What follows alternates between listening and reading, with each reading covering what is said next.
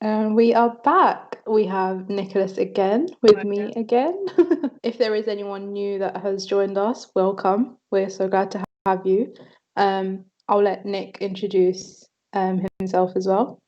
Yeah, so hi, I'm Nick. I'm the fundraising lead for Headucate, also a third year medical student as well. And yeah. So yeah, we'll be here for a little bit. We have got some really interesting things coming up shortly. But yeah, so for anyone that has joined that hasn't seen me before, I'm Mariam. I am the workshop lead for Educate this year. I work really closely with Anna, and we take care of everything to do with the Educate workshops, from talking to the volunteers, putting like dates in place, putting workshops in place, talking to the schools and stuff. So yeah, we kind of do all the behind the scenes stuff. Yeah. Um, so yeah, we're just gonna chill, have a little chat. Um, yeah, I think we have some interesting things lined up to talk about as well. I'm super looking forward to it actually. We have one at 2:30, I believe. Yeah, From Charlie from UEA TV talking about insomnia, which is yeah, quite fitting for the time as well. Isn't it? it really is. I think you could have chosen a better time. That's beautiful. Is it you had that you wanted to talk about? Not particularly right now. I am quite interested in insomnia. I think Yeah, same. thing to talk about. Yeah, I think I struggle with it quite a bit, so I think that's going to be very useful for me. Yeah, especially it's a lot more common than you really think it is. Yeah, Like half struggling with it. yeah. I think people kind of just put it off as like, oh, I can't sleep, but there might be something that's actually like underlying there.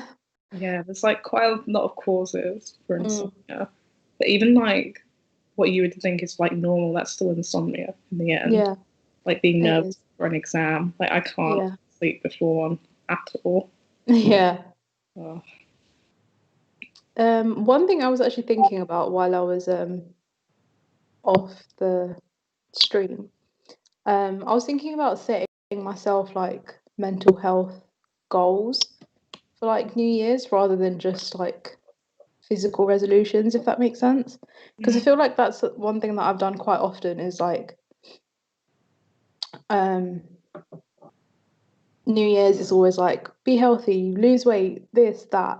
But yeah. I was like, I think this year I want to try and incorporate like mental health goals into that, like Yeah. self-care, that kind of thing, like taking things easy, taking time out when I need it, stuff like that. I think a lot of the time it is sort of ignored in the end because you always think of all the physical benefits and you always assume our mental health is sort of always comes last, which it shouldn't Yeah, do. But yeah, it's definitely not thought about and talked about enough, I guess. I think I definitely made a goal for myself. Like I think I think it was when we started to introduce lockdown, you sort of think, oh, you are definitely more at risk. So like the goals was like just to ask for help more. So I know we were discussing it earlier. Yeah, Yeah, I think it's always really important to get that support system, especially now with yeah, everything that's going on. definitely. It's like signs you don't even realize. Like linking back to insomnia, I noticed that I either sleep way too much, too little. It's so strange. Yeah, Oh, I feel the same. yeah. Although, like, have you been doing anything differently lately, like the mental health goals? Or I think I've been planning a lot more, which is, I think for me personally, I'm someone who likes to have sort of everything written out.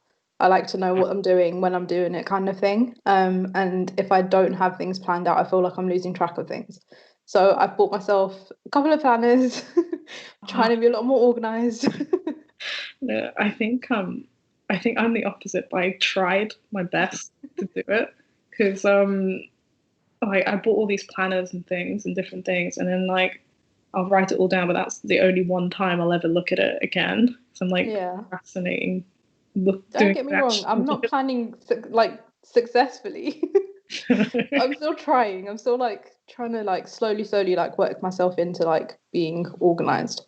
So Yeah. I'm like setting myself a target of doing like one thing specifically for like a week, a couple of weeks, and then incorporating more rather than like this is how I want to plan my day and this is how I have to follow it. Otherwise, Yeah. I'm gonna bail. Yeah, that's the right way to do it. Yeah. The one that you say before that. It's important to go slowly with these things. It's not like a Yeah. quick fix all, is it? Yeah. But I find myself I get distracted so easily. Yeah. I think Like, my boyfriend is a big advocate of celebrating the small wins as well. oh, So he keeps reminding me of like, no, you done this, you did this, like you've done good today. Stop beating yourself up about stuff. So that helps as well. my boyfriend's the same. He's so like, why are you worrying about this? It's fine. And like putting it out logically, you then go, yeah, Yeah. I shouldn't be worrying about this. When you hear it from someone else's point of view, then you're like, okay, it's not as bad as it seems in my head. And I think that's when it's important as well to realize like reaching out is what it does for you. It gives you that different perspective and it kind of allows you to come out of your own head Yeah, because I where think things can seem really bad. yeah, because when we say go ask for help, it's not like actually going and asking, help me. It's like just having a chat or having a coffee or anything. Yeah, Just just like, doing something that you enjoy as well. so like when you go off and be like, just a little coffee, like evening, and you're discussing like what's been worrying you, that's still support and helping yourself as Yeah, well. exactly. Like the reason we do it is like, because I know I find it like quite, I'm not sure what the word is, but like I definitely feel a lot better after like getting off my chest. Yeah. That's the whole point, really. But yeah.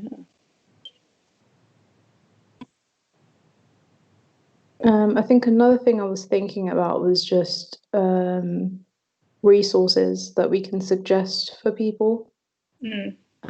Because I know with our workshops, especially, we have quite a lot of resources that we discuss on there.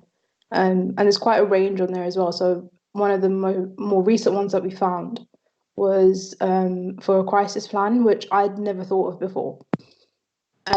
So what that is essentially you can find templates online, but essentially you have like the people that you want like to turn to when you feel like things are sort of getting the best of you, some things that help you calm down, just literally a plan for like if you're not feeling too good, that you can either have up for yourself to remind you of what you can do when you're not feeling too good, or that you can give to your support circle so they know how to support you when you might be having a panic attack or anything of that manner.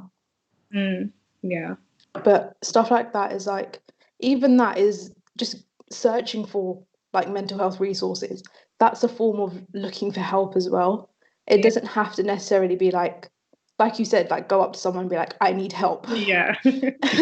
which can be very daunting. I get that. Yeah. But even just like searching for resources and stuff, that can help a lot as well. Yeah.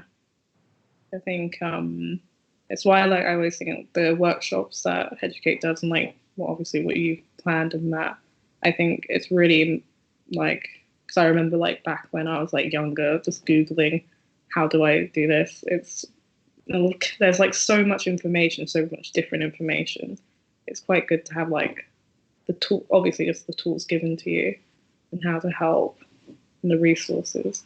Yeah. That's why I think like with things like Nightline, like that's also like another form of help as well. Like the Yeah, idea definitely. it's run by students who are volunteers, and you can just talk to them. It can be about anything, and Yeah. it's anonymous as well. Because that's also like another form of resource and another form of help. Yeah, definitely.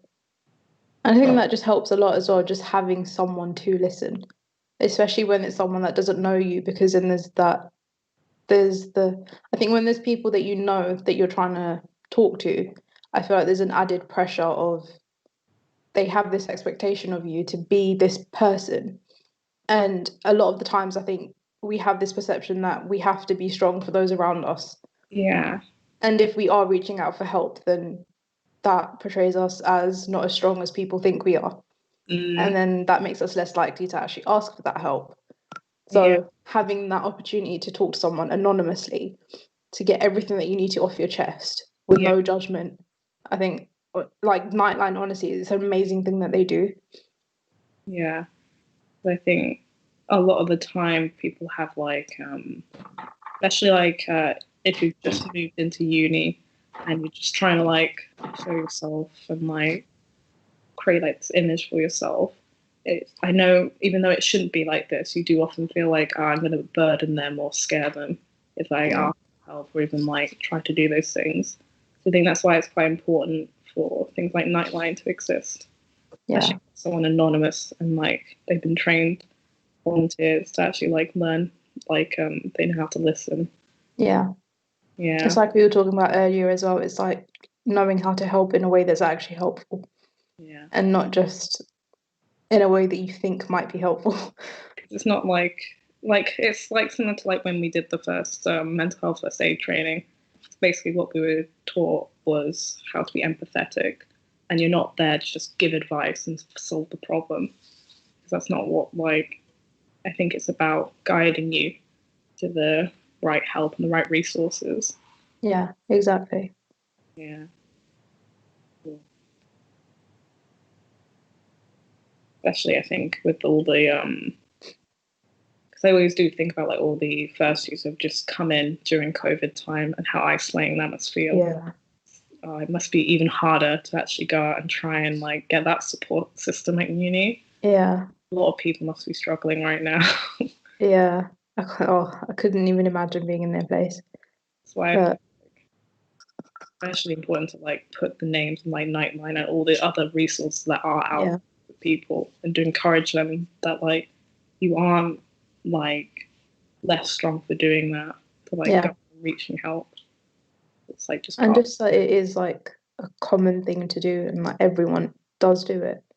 Like the GPs were saying earlier that they've had like more than ever people come in to talk about their mental health. And that just shows like how important it is and how common it is as well. And again, like going to the doctor doesn't necessarily mean that there's something that you have to be ashamed about. Like you don't break your arm and then be like, oops, I've broken my arm, I can't go to the doctor because they're gonna think I'm weak. Yeah, exactly. Essentially it's the same thing. Yeah, because people put mental health like quite far below physical health, because obviously, but you don't really realize how much mental health actually affects your physical health as well. You wouldn't just leave something like mental health, or like as you're saying, like your broken arm, you wouldn't just leave it. Nor is anyone going to think you're like weak for going and getting help. That's why, like, again, it's just so important that and really great that we like do offer that information. Yeah, definitely. Especially the younger generation as well. I think it's really fulfilling to see when we do the workshops for the younger ages, just how much information that they're willing to take in and how much information that they actually do take in. Because I think, like we were saying earlier as well, like at that age, there's so much that's going on in their brains anyway. And it's like teaching them about mental health, like what harm is it going to do to them? You're giving them the tools to get through life. And I think because if you know something about it and you're educated about it, and mental health, like, although it's getting better, in some cases it's still something of a taboo. And so if you're brought up with it and you're educated on it, and you also have the tools for how to deal with like your own emotions and things, it should eventually lead to like a society that's like a lot more safer to come up about mental health, and a lot more individuals who recognize signs and like symptoms are then thus able to help manage themselves and help those around them. Yeah. So I think I've learned so much more about mental health coming into uni now. That's why like I was really inspired to like go into Headucate. Yeah. Like, oh my god, I've learned so much. I remember last year as well, because I'm quite a shy person in general. So I don't like putting myself out there as much. And I know when I came to uni, I was like, nope, I need to like I need to essentially socialize basically, because otherwise I'm going to spend the next 3 years just locked in my room with my head in books. I remember just looking, I think I went to the society fair, and then I remember looking online, I was looking at all the societies, and I think Headucate was the one that stood out to me the most. And out of all the societies that I did join last year, Headucate's the only one that I've actually carried on with this year. Oh no. Yeah. And on top of that, I'm on the committee this year as well. So kind of explains how much I did connect with Headucate in that sense. Yeah. Because I was in the beginning, I was actually like really scared of joining a society. I think I always thought I'll just keep within med, but then I think, I don't know, I think because what I want to do after like medicine is try and be a psychiatrist, that's always been like more passionate to me. But I was looking at it more like I'll just learn all the symptoms and then like just look at it from that point of view. But now that I'm actually in Headucate, I'm like learning like, oh wow, actually there's like a lot more. And just how it's not just like a tick box thing. Yeah, exactly. It's very interesting, very complicated as well. Yeah. And I actually feel like a lot, although you tell people, oh, we need to do all this, go off, like go get help with different things, it's still like actually quite a hard thing to do. So yeah, 100%. I actually gone, I get I get it now. Yeah. So I'm talking a lot more to like my friends and family. It's been like really like, you do feel a lot better at the end of it, I think. Yeah, definitely. Yes. Yeah, exactly that. Yeah. I do think, once again, I'm very interested in the talk that's coming up for insomnia. Yeah. I think that's one thing I don't actually know that much about, although I'd say I struggle with my sleep pattern. Yeah. Like I've studied it a bit, but it's like, I don't know. I don't know how you combat it. Yeah. I know like you have like your circadian rhythm and that you have like a release of cortisol, and that's what happens to actually get up. But there's so many different things that will affect your sleep. And I think it's such an individual thing as well. Like as with everything, it affects everyone differently. So, and vice versa. So in that sense, it's like you might have like a general idea of how to fix something, but if it doesn't work for you, that doesn't mean that you're sort of doomed, essentially. Like there is still hope for you. There is still help out there for you, and you can get better and you will get better. You just have to kind of keep looking, and the process of finding things that do work for you as well. You learn a lot about yourself in that process in itself, because one of the things that I've realized recently is I've been trying to find a therapist that I feel like actually works in a way that I feel like I'm being helped. And I've been to quite a few, and I haven't felt like I found the one that is helping me in the way I need to be helped. So in that process, I'm learning a lot about myself and what I do want and what I don't want and what I do need help with and what I can kind of manage with on my own. So the process of it as well is like, as hard as it does get sometimes, and I know it does get hard, but that doesn't mean that, you're not going to come out the other side. Yeah. I think that's like quite an important message as well, yeah. Because I think in my case, because I was sort of brought up with thinking you shouldn't really like express your emotions very much, like just to put on a thing. So only like recently have I gone like getting the support system. I've only like just gone to like a GP to actually discuss it and see it as a problem that can be like resolved, or like at least put on a journey for it. It's like still waiting on it, but it's like very interesting. Yeah. So we've got a question on YouTube from Raj. And he said, what's one thing that you will take with you from being in lockdown? That is a very good question. As in, like, when after lockdown? I think what I've definitely taken away is that I've gotten a lot closer to my friends, actually, I would say. So I Yeah. think we've also become more readily like speaking to each other about like how we're actually feeling. And it's weird how like even though before lockdown you're always with each other and that, but we never used to like, actually discuss these things. Yeah. And now it's like I've gotten to know them a lot more, a lot better. And I think I've definitely taken away like how to again just how to reach out for help and how to speak to people in that Yeah. way. And I think I've become a lot better and more confident in myself with that. So I Yeah. guess the silver lining of lockdown. I think there's always a silver lining to, yeah, there's always a silver lining to every situation. I think it's just, I think perspective plays a big part in that. And like I said, it can be hard to kind of pull yourself out of a more negative place to kind of see um the sort of better side of things. Um, but oh, okay. I think definitely I agree with what you're saying in terms of relationships have kind of been strengthened because essentially they've been put to the test during lockdown. And I think we've all kind of grown closer. Even though we're apart, we have definitely grown closer as just people. Like Yeah, you're seeing a lot more people come together, pull together, like help each other.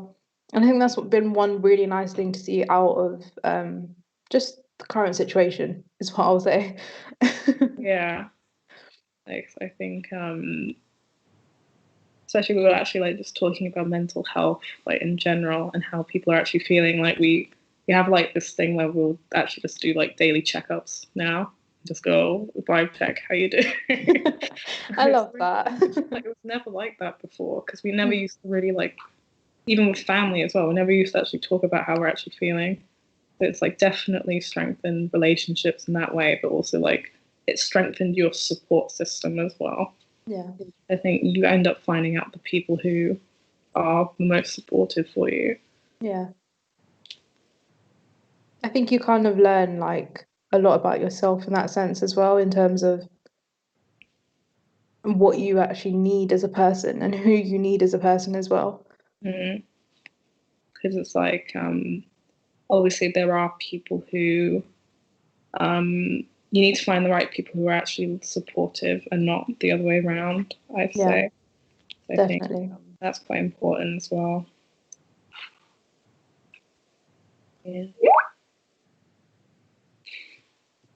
Maybe you can hear that. I think I was reading up earlier as well, just relating to what we were saying about mental health education and everything that we were saying earlier. Um, there was an article that I was reading, and they essentially say that most mental illnesses develop in earlier life, around like teenage years, Yeah, which makes it that much more important to like raise that awareness and give them that outlet and give them the tools that they need to deal with that essentially. especially like just to recognize that it's normal. Yeah. You're not like strange for having this happen to you. You're not strange for your brain functioning the way Although it's meant everyone, to. yeah, everyone experiences different things, obviously differently, and they've all gone through different things, and they'll all react different ways. And it's like finding your own individual like ways of coping. That's Yeah. why mental health education is definitely very important, because then you can actually find those tools and resources and know where to go.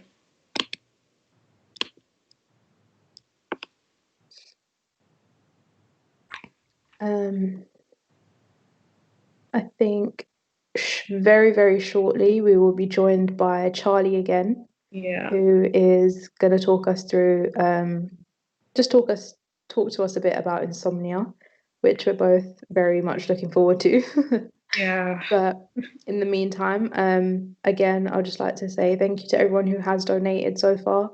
It is more than appreciated.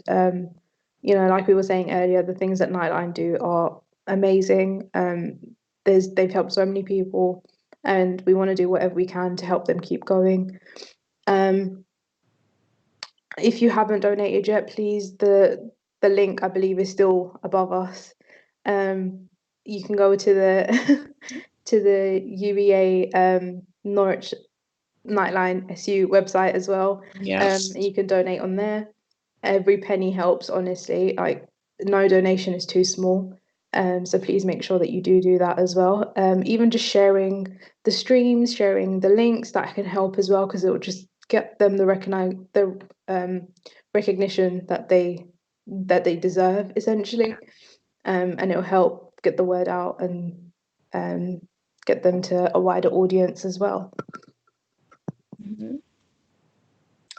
Nick, do you have any like last words? No, just a reminder that like these things, like Nightline is like where students help students, as I said. And it is just very important because there are some people who do need help, and it's very important to like share that it's okay to go get that help. That's why Nightline is so important. So please do donate if you can, and share the stream when you can. It's really awesome work that they do. And if you do want to get involved in conversations, if you do want to get in contact with us, you can use the hashtag MH24live. And we are keeping an eye on all of your tweets and your comments and your posts. But yeah, we will see them and we'll get to them eventually. Feel free to ask a question as well. Yeah, exactly. Send in all the questions you have.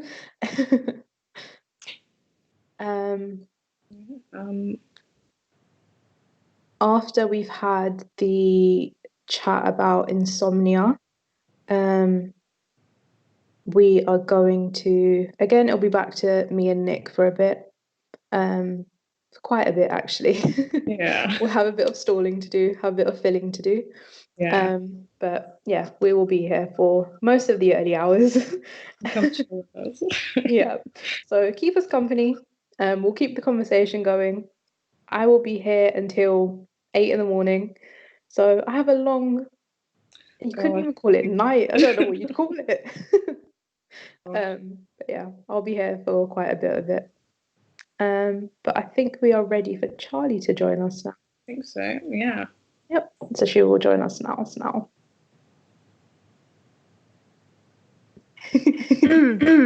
Hi. Hello, welcome back. Yeah. How's it all going? Not too bad. Not too bad.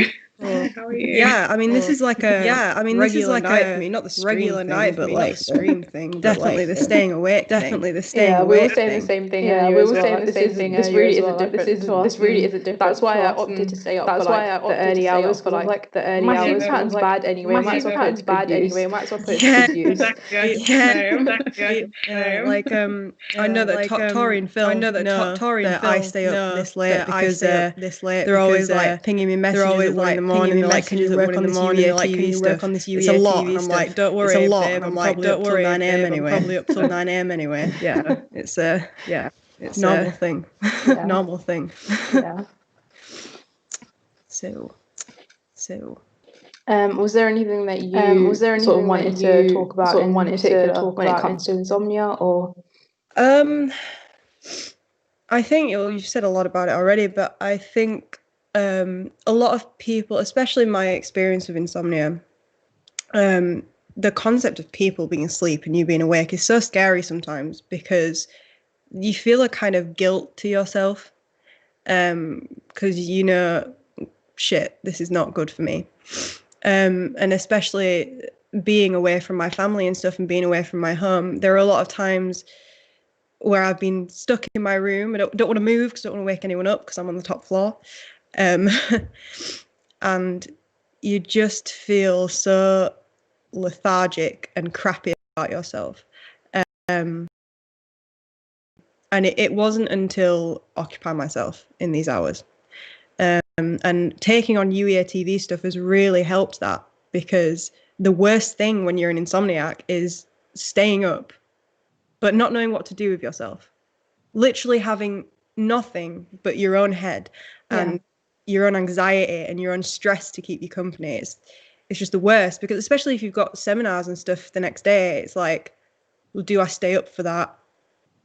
Or do I go to sleep and try and wake up? But if I go to sleep, I know I won't wake up because I've had no sleep, so I'll probably sleep over. So then it just goes over and over in your head.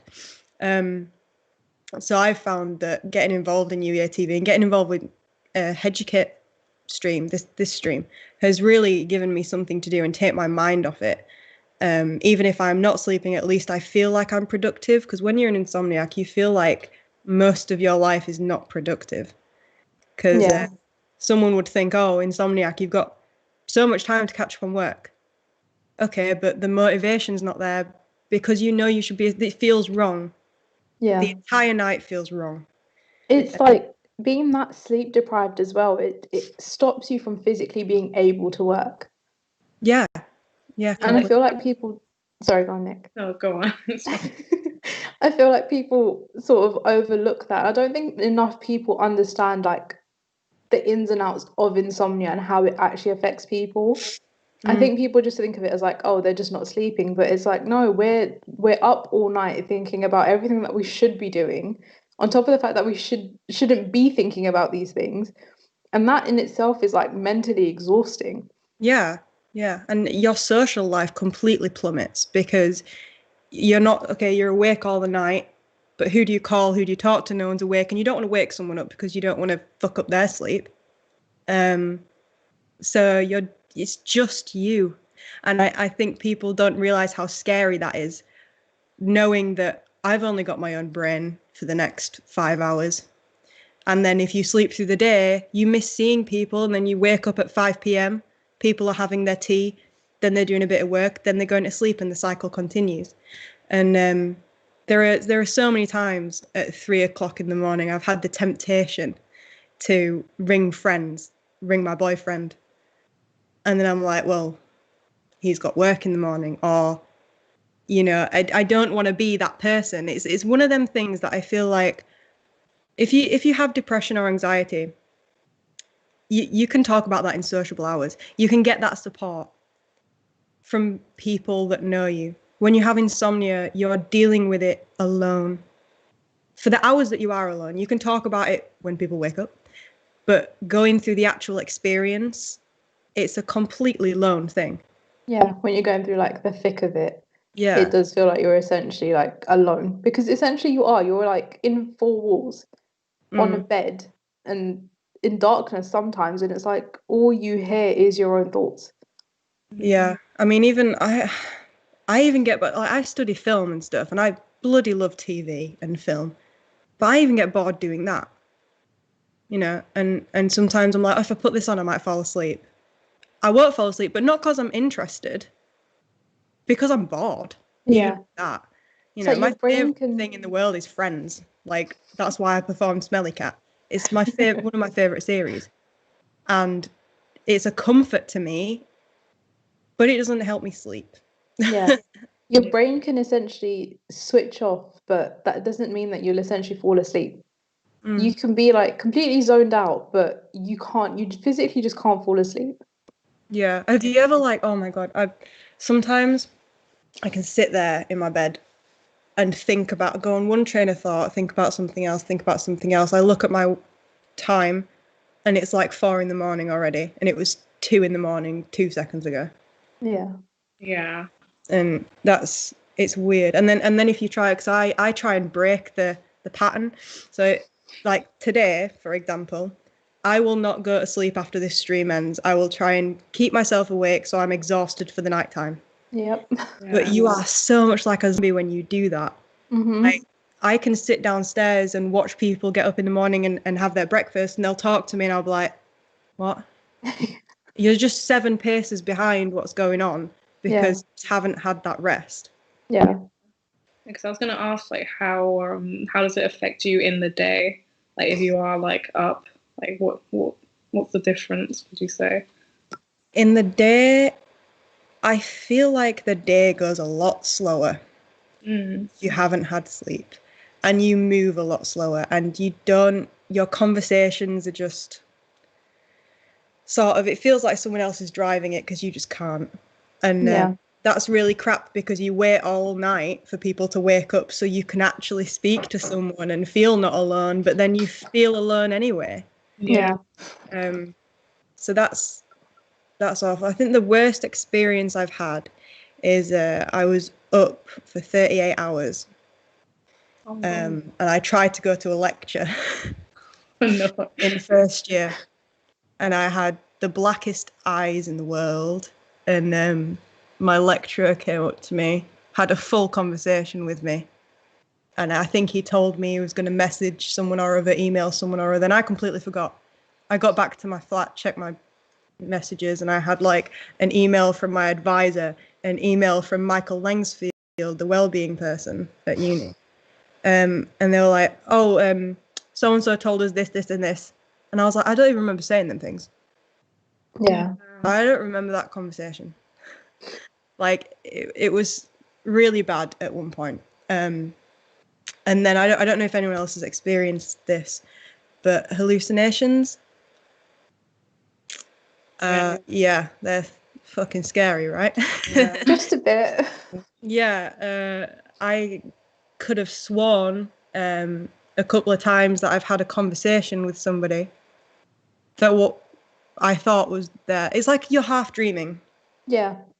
The one that scared me the most is I thought I was at home with my mum and my brother, and it felt like a normal day. And then I walked downstairs from my room here, and suddenly I saw the kitchen, and I was like, "Wait, I'm not at home." Yeah. And that tripped me out so bad. So yeah, it's scary. It's a lot scarier than I think people realize. It's not just a case of I can't sleep. It's like Yeah. There's like so much more to it, isn't there? Yeah.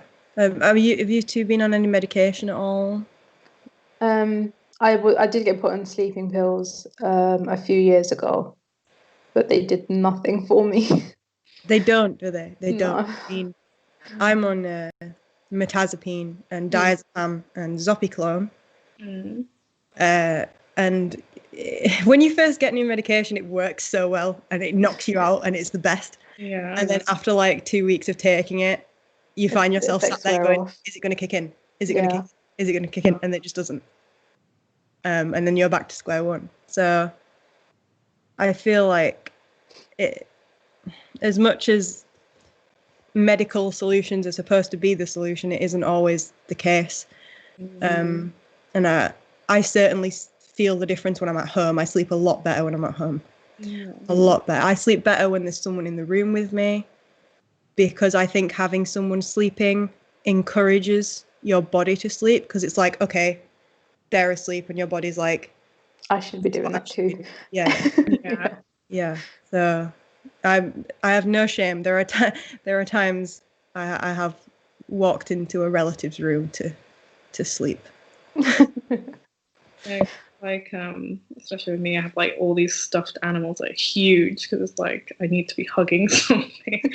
Right. Oh, no shame of it. Yeah. No, I feel I have a Stitch obsession, and I think it was sparked by my insomnia. I'm downstairs right now because I don't want to be in my room because people would hear me. Yeah. But in my room, I've got 8 Stitches on my bed. Wow. And a lot of Stitch merch to make. I mean, it's a comfort to me, really. Yeah. It's something to clutch, like you say. It's just something to have there. Yeah. But even then, it's still a bit shit. Yeah, a little bit. Yeah. Have you guys got any like bad habits because of insomnia? What would you class as a bad habit? Well, I used to, it's gone one of two ways for me. Sometimes I will eat all the time just to do something. I'll come down and make food. Yeah. Just to feel like I need to distract myself. Yeah. And then you risk the possibility of putting on weight, because then you're not exercising because you're up all the time in your house and then you go to sleep. You don't burn off anything. Yeah. So there was a time a few years ago I did gain a lot of weight, and then time round with my insomnia, I'm finding it's the opposite. Haven't been eating properly because I'm missing them meals. Yeah, I feel like that's what I feel more, is I have a lack of appetite. Yeah. Food really doesn't appeal to me. Like recently, I've literally just lived off of like juices and water. Like food just, it doesn't appeal to me at all. It almost makes me feel sick if I do like go to eat something. Mm. And I think that's one thing as well that people don't realize is, like you were saying, like insomnia is not just I can't sleep. Like there's so many more effects that it does have. And just like the lack of sleep, that like the way it affects the brain. I can't remember exactly what the statistic is, but I think like an hour lack of sleep is equivalent to like a pint of beer or something along those lines. I can't Really? remember exactly what it Yeah. is. Yeah. Oh, cool. Nice. I'd probably have to fact check that in a second, but I think Nick's probably already doing that. I'm on it.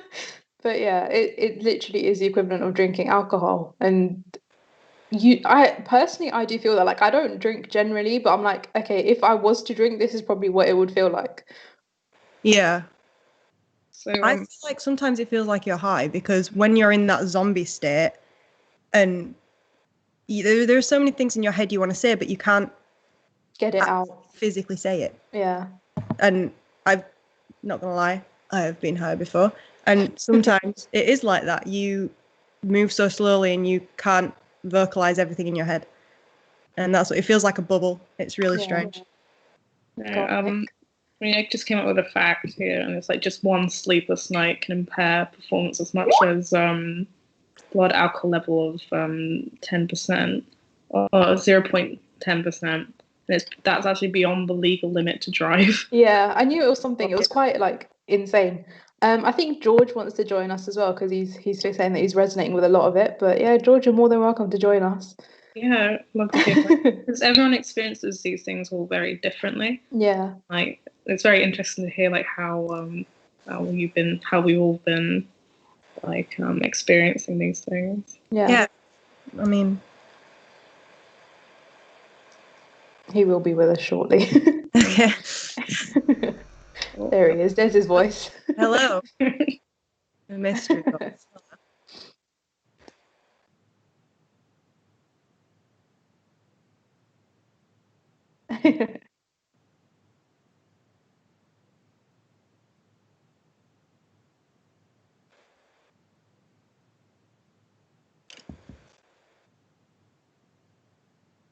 Yeah, of course.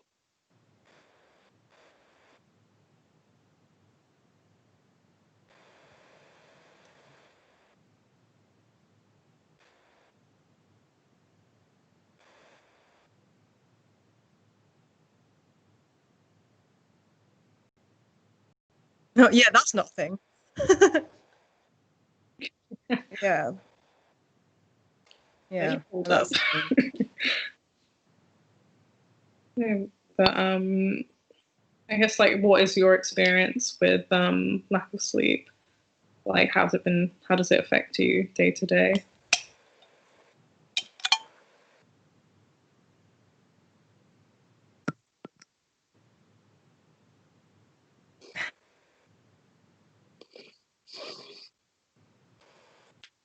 Mm.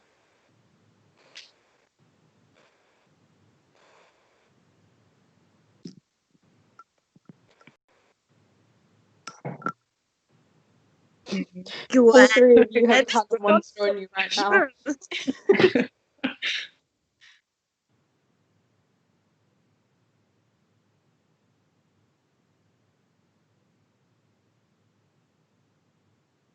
Mm.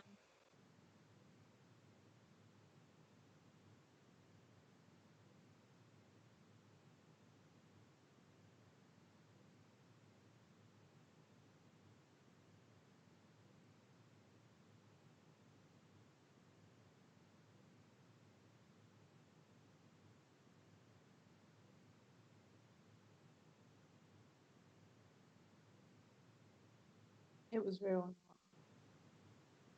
Yeah, I no, don't that. have that, Oh, but my boyfriend suffers from that, and he's told me about some of his dreams before. Um, and he literally has to like wake up, call me, and check like, is this real? Like, did this happen? I have dreams like that. I'm sure he won't mind me sharing it. I think he's watching, my boyfriend. Hello. I had a really intense dream a week ago or so about meeting my boyfriend's parents. and it felt really real. And I think because when you're so exhausted and you are an insomniac, your subconscious starts to hate you profusely. So I had this horrible dream that I was being quizzed by his parents about my life choices and about lots and lots of things. And I woke up having a panic attack. And because it felt so real. And I don't know whether it was a dream or hallucination because I was still up in bed. And it didn't feel like I'd just woken up. It just felt like I was seeing the room finally. Do you know what I mean? Yeah. So that was intense and that was scary. And I feel like, it just comes back around to that thing of people just thinking, oh, you can't sleep. Yeah. You deal with a lot more than that, just not being able to sleep and being bored. Yeah, I have quite a lot of those where I have. It's really confusing to me because I don't really remember my dreams, but I know that they cause me to have panic attacks, and then I wake up from the panic attack. Oh, like in cold sweats kind of thing. Yeah. But then there's sometimes where I'm not even aware of the fact that I'm having a panic attack, but my boyfriend will wake me up like, you're hyperventilating, like, sit up, are you okay, kind of thing. So it's like in my dream I'm going through that, but I have no like recollection of it. Yeah. Yeah. I feel like when you're with someone that has insomnia as well, something has to be said for the partners that. Oh my god, yes. Help through. Yeah, like I can't imagine because I'm the one obviously having the problem. So I've never had to wake someone up from her or anything because I am that person.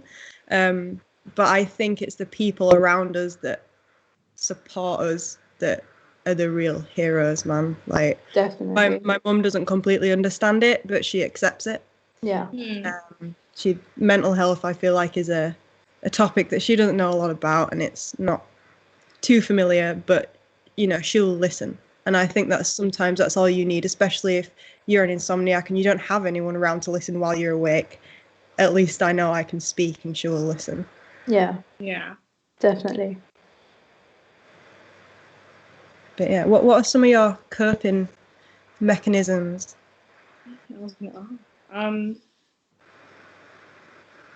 I think obviously my big massive plushie collection, which continues to grow. I think it's finding something that works for you, even if it helps just a little bit. That's so it comes in little steps for people. Even opening a window to have little cold air and just little things like that. Yeah. How else are there any other mechanisms and things? White noise, just like. Oh yeah.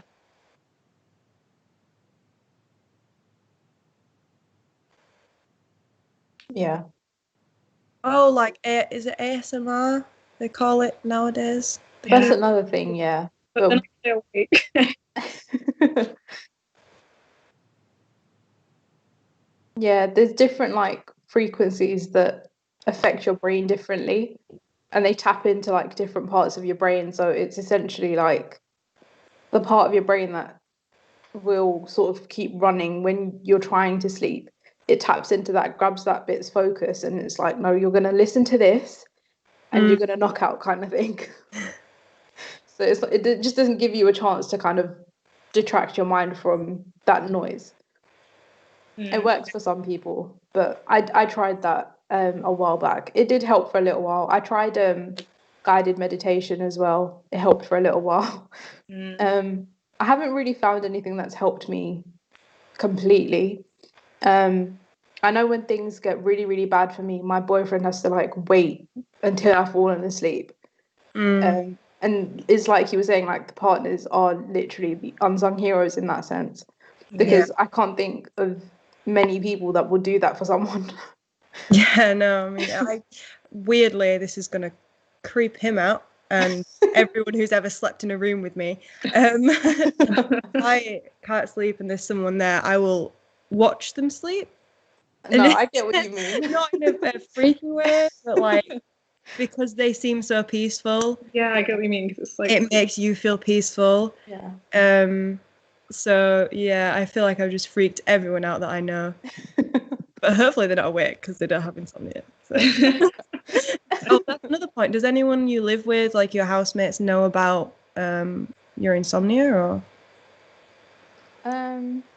It's weird because my housemates, I wouldn't say they have insomnia, but it's more like they choose not to sleep. Oh, it's Or nice to maybe have they the do. choice, isn't it? I'm really jealous of people that have the choice. Yeah. Or maybe they do, they just haven't acknowledged it. But yeah, they tend to kind of stay up with me sometimes, which doesn't help any of us. And it doesn't help that my room's in the like off of the living room and the TV is like on the wall that my door's on. Yeah. So if they are in the living room and like watching TV, I can hear everything. Wow. Collective insomnia, that's a good one. Pretty much. I don't know if anyone's experienced it, but when you wake up, and I think I experience it more at home, but when I get up and it's like 2 p.m. or something really late, and that's because I've like that, and it's the guilt of when they go, "Oh, you were how typical lazy." Oh, the guilt. I think the guilt is yeah. Yeah.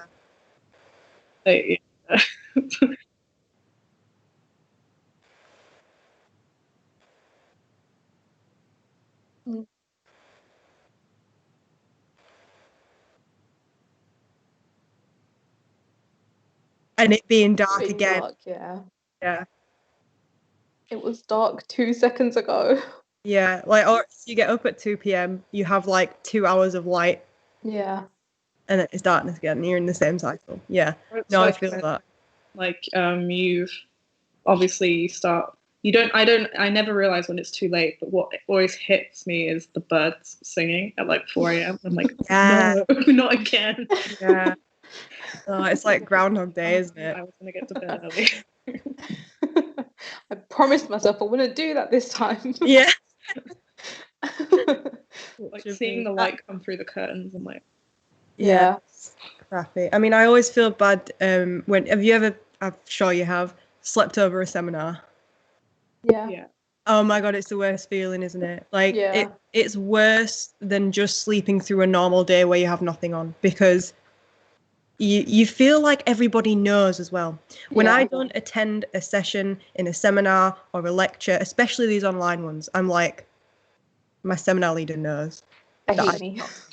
No, not that knows that I stayed awake, but knows that I'm not there. Do you know what I mean? Like you feel singled out. That when you finally attend the session again, you feel like they're going to be like, oh, she wasn't here last time.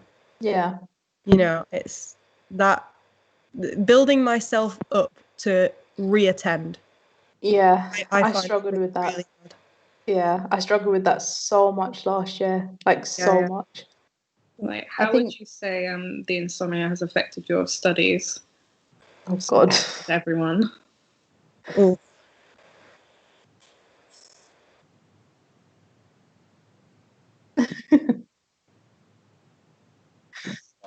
Oh, babe, it's yet to come.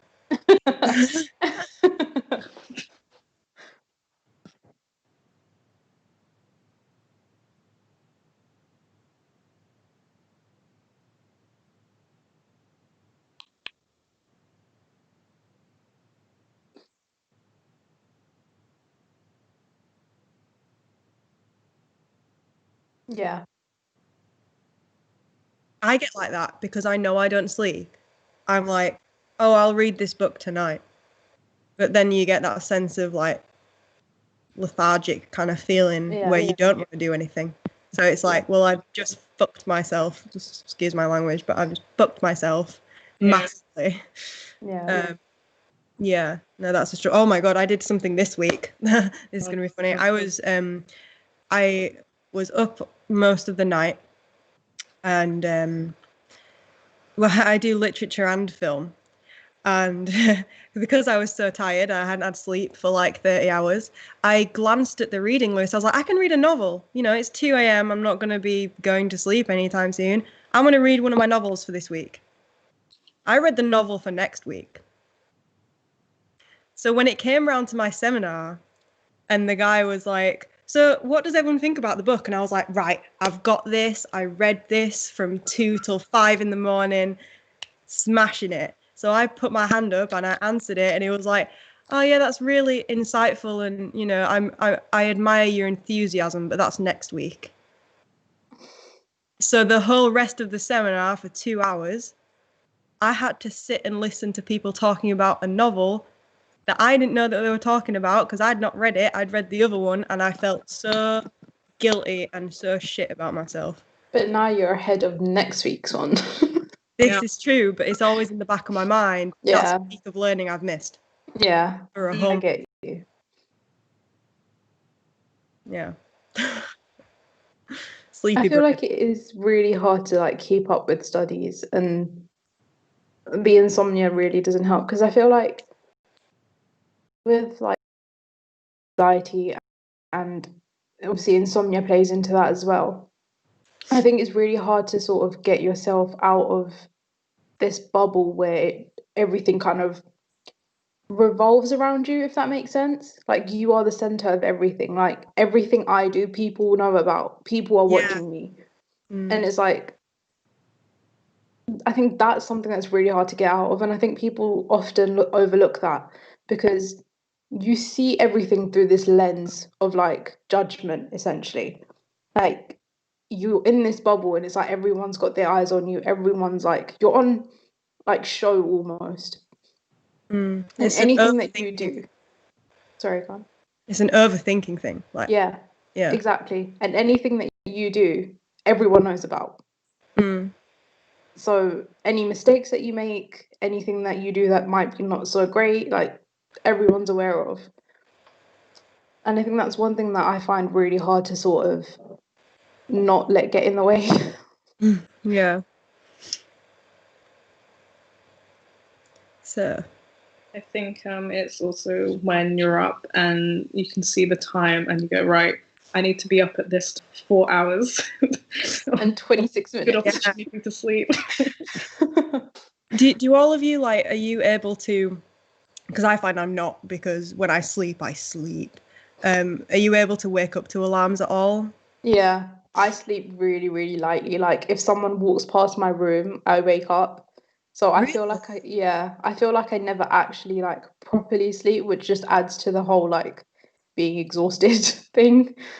I'm the opposite. I could sleep through a hurricane. See, I'm so Yeah, I'm envious the of people same. that are deep sleepers, because my boyfriend's like that. He can sleep through everything. But me, like, you make the slightest noise. Like, I can wake up to him breathing heavily sometimes. That must be really irritating, because sometimes when you are an insomniac, when you're awake, you're awake. I mean, I don't know about you, Yeah. but if I wake up, I'm not sleeping again, Yeah, like, till I'm exhausted, because when I'm awake, I'm awake. I cannot just fall back asleep. yeah. It is really hard, but it is what it is, I guess. But we're going to talk about solutions and coping mechanisms and things like that. I think this is a nice segue into Nightline, because listening services like that, I mean, I've used them before in my really, really low moments, you know, when you don't want to bother anyone, you don't want to wake anyone up. I've used them before, and it depends what kind of frame of mind you're in. If you want someone to listen, it's great. But sometimes at the end of those calls, I do feel kind of like guilty in a sense, or more crap about myself that I've had to ring up a stranger for help. But sometimes you can come off that call being like, someone knows. Just for somebody to know and be like, it's okay. It can make all the difference to your frame of mind, I think. Yeah, it definitely can. Yeah.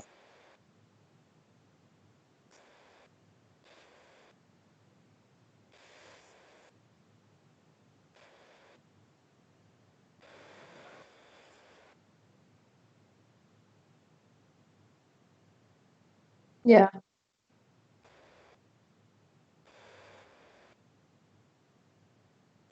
Yeah. A burden. Yeah. Yeah. Yeah, completely. Yeah, because I think when I was when we were asked the question, "What are you taking away from lockdown?" I also sort of wanted to say like I definitely took away like with the strengthening relationships, especially my boyfriend. I'll shout him out on this. Was like learning that asking for help is not a burden. You aren't a burden to anybody for doing that. Yeah. Like, and it's quite. I know, even though even now, like sitting here, I'm like, oh, but it's a little bit, maybe. Yeah, I'm like, still to get to it's that. easy to say it. Yeah, it's hard to actually feel it. You know. Yeah, definitely. I think it's one of those things where you kind of have to remind yourself that at the end of the day, these people care about you and they love you. And being there for someone that you love and helping them in these times is part of like what they're there for. And I Yeah. think when it's people that are close to you, like I said before, there's that sense of like responsibility and judgment and like not necessarily in the sense that they judge you, but it's like they have these expectations of you and it's like you don't want to taint that. But I think that's where Nightline come into play and like reaching out to your GP and stuff. That's what they're there for. That's literally their job essentially. So I think in that sense that hopefully will make it easier for some people. I know it's still that those overthinking and like the thoughts are still there, but it's one of those things that you just have to talk yourself into out of whatever, whichever way. Yeah, I find it a lot easier. I think I'm the opposite because I find it a lot easier to talk to strangers or people of like mind. Like things I've said to you in this stream aren't even things that I've said to other people that know me very well. So like I feel like I'm not burdening you. Yeah. That might be selfish of me because I'm No, like, it's oh, I not. can That's the offload. And thing. yeah, see, this is the thing. It's so Yeah. yeah, it's like I'm enjoying this, but is it selfish? No, it's No, not. not at all. So that's the overthinking coming in Yeah, there. it Because is. when you share your experience, even on this big live stream, it's almost like if someone's sitting there experiencing the same things, it's almost like you're reaching out to them, and now they're learning. And now you're also giving like ways you've dealt with it and what they're experiencing, and you're educating other people as well. Like I've definitely learned a lot just from sitting here and speaking to you guys. Like Yeah. very enlightening. It's Like nice to know Charlie. that if I am awake, I've got all your names now. So if y'all Anytime. Anytime. But what you were saying about medication earlier, like with the sleeping pills, I thought I was just like the only one that just had something wrong with me because like the sleeping pills just wouldn't work on me. yeah, no, me too.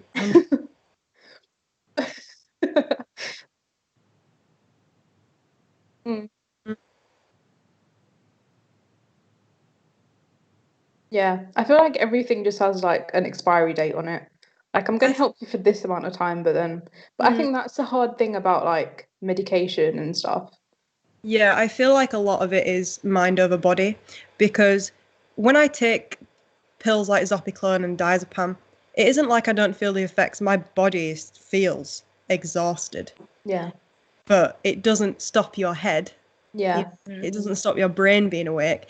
So yes, they have physical effects, but in terms of your brain activity, I don't. I mean, unless it's really fucking strong, um, you know. So I have sort of felt relaxed in my body, but not in my head. Not really. and that tends to be like the cause of why you can't sleep in the first place. So Yeah. in that sense, it's like it's gonna relax your body, but the thing that's keeping you awake, it's not gonna really like do anything to. No. But having said that, that doesn't mean that that's the case for everyone. Oh no. So Some people it works for, and yeah, it's a segue out of these habits. yeah, I feel like for me, medication personally isn't, I don't feel like it's helped me a lot. What's helped me is counseling and speaking to people. I think that helps me the most because I am so reluctant to that when I finally do, it's such a weight lifted. yeah. And I Like, think it's so good. yeah, because you know that that's one of the things that keeps you up at night as well. You can sort of trace it back to like, okay, this seems to be like what's keeping me up at night. So this seems to be like what I need to tackle. Yeah. And it's like I was saying earlier as well, it's like figuring that out and the process of figuring that out, there's nothing to be like ashamed of in that sense. Like getting things wrong a couple of times, like it's perfectly normal. It's a new thing that everyone deals with, and there's not one right answer to everything. Yeah. So it's okay to sort of, I don't want to say experiment because that's not the right word, but it's okay to try things Yeah. and figure things out in your own time, in your own way. But there's people out there, there's resources out there, there's things out there that can help, is essentially what I'm trying to say. Yeah.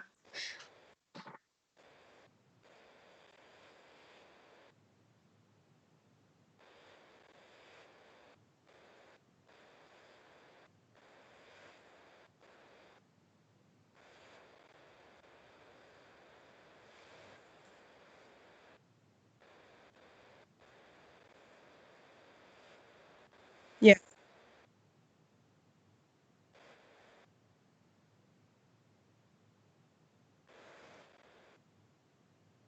Yeah. And I think that's where the like speaking to a GP can help, because for some people it might be like a chemical thing where like your hormones need rebalancing. For some people it can be like you have stuff on your mind, you need to talk to someone to get that stuff off your mind so that your mind can actually rest. Because Yeah. like my younger sister, she was put on sleeping tablets because she couldn't sleep, but they actually work for her. Like she takes one and routinely within 15 minutes she's knocked out for the entire night. Like Yeah. 8 to 10 hours, she has a good like night's sleep. So it's not that it's everyone's individual, and like everyone has different experiences and there's different reasons behind everything. So I think speaking to your GP in that sense can be really helpful. And again, it's like a kind of like finding the root cause of whatever is happening in your life. I do like discussing it with like GPs and therapists, because I feel like, especially when you discuss it with someone that loves you or a family member, it's more they show more concern than understanding. Not to like shade my family or anyone that I know. Yeah. It's just them being concerned for you then makes you feel really bad for even opening your mouth. And I feel like talking to a GP and a therapist, because it doesn't faze them, I feel like that helps me more, because Yeah. they're like, okay, I deal with this kind of stuff every day. Yeah. It's normal, and they can give an objective discussion. Whereas when I tell someone I love, I'm just constantly like, I'm so sorry. I'm Yeah. so sorry. It's almost like you have to console them as well. Yeah. Yeah. And Completely. that's not like to say that they're reacting in the wrong way or anything like that. That's like a normal human reaction to have when it's someone that you care about. Of course, you're going to worry about them. And Exactly. we appreciate the love, like Yeah, completely 100%. 100%. And that's why you feel guilty, because you love these people just as much as they love you. Yeah, but Exactly. sometimes you need like practical solutions rather than like a hug.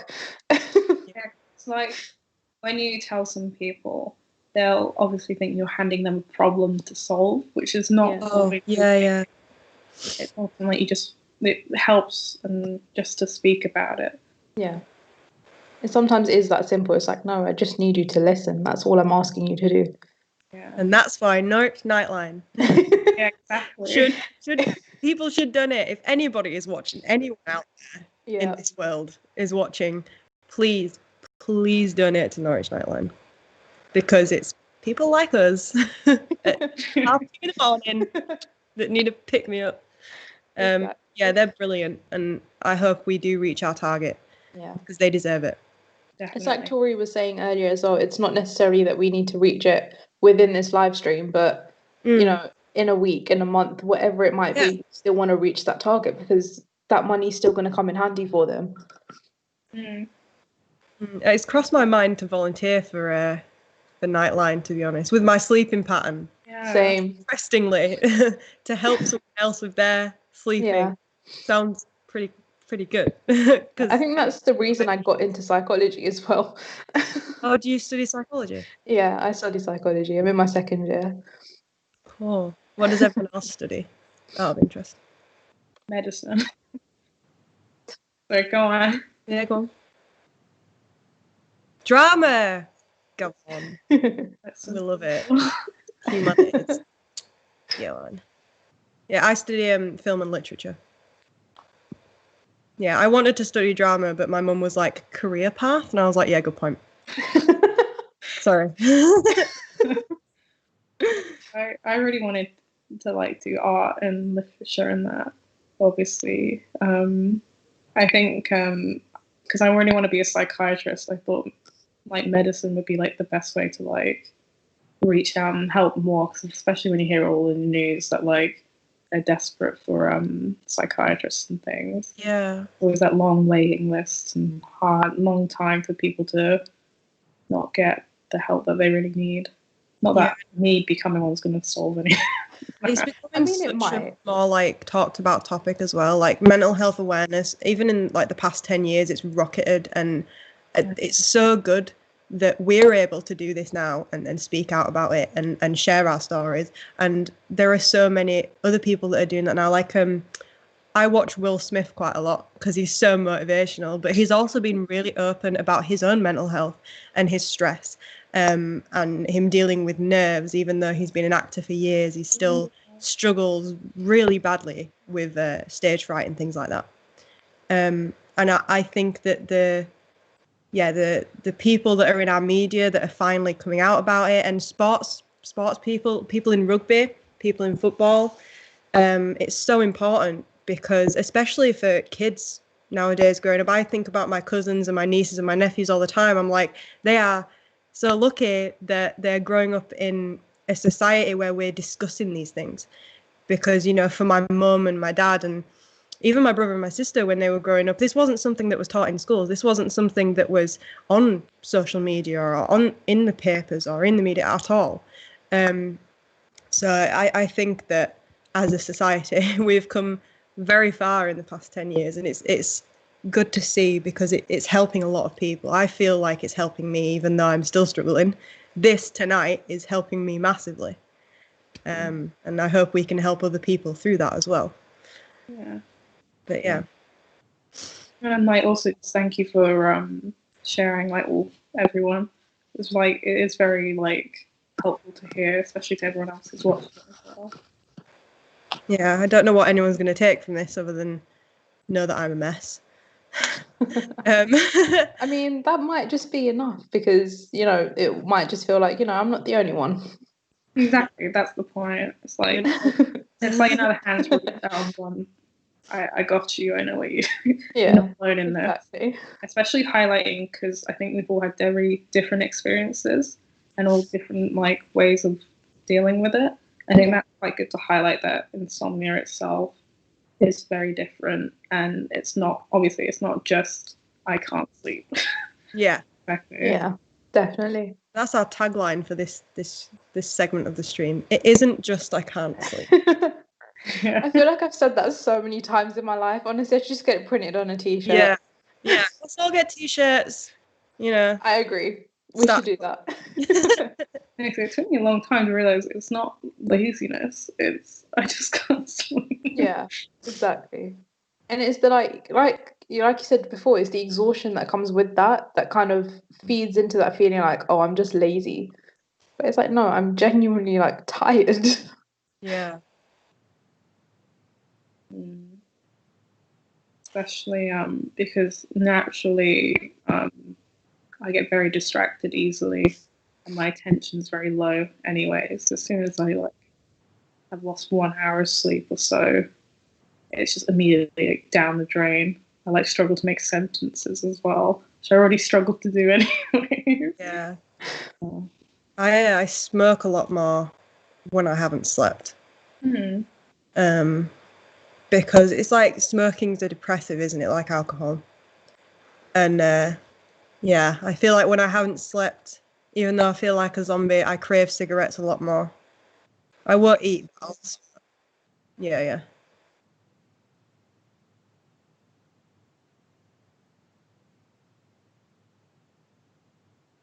Yeah. I think we were discussing bad habits before, weren't we? Yeah.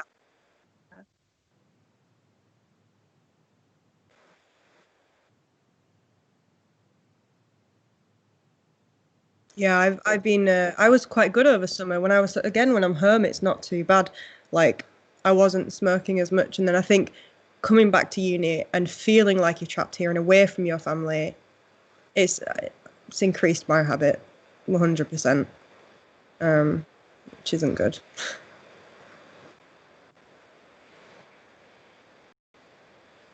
Oh no! Wi-Fi's dropped, she said. Oh, bless her. Well, I'll try run it for a little bit. But go on, yeah.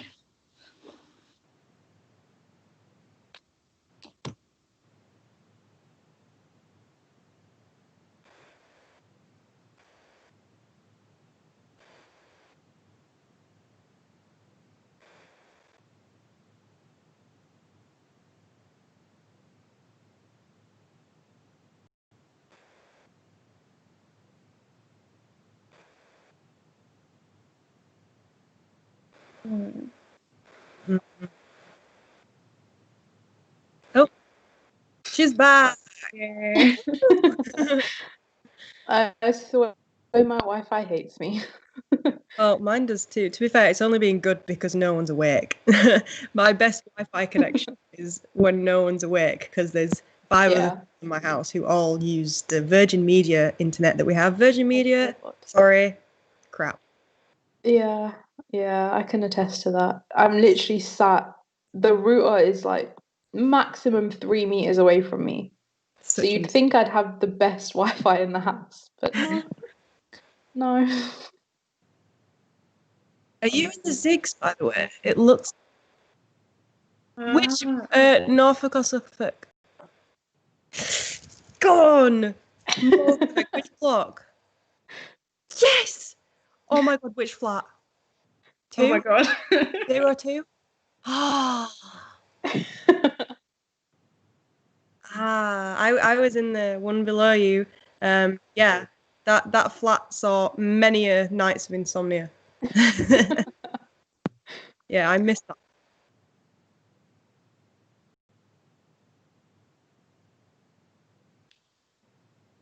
Have you got the lake view or the building view? Yeah. You're on top though. That's not bad. Yeah. I just got a view of the IT building. I had to go outside and have a cigarette by the lake if I wanted to look at the lake. Because I couldn't out of my window. And I couldn't see the kitchen because it was echoey. At least it got you out, so. Huh? At least it got you out. It did, but, you know, when it's winter, it's not the one, is it, really? True. Trekking through the mud, probably not ideal. Yeah, no.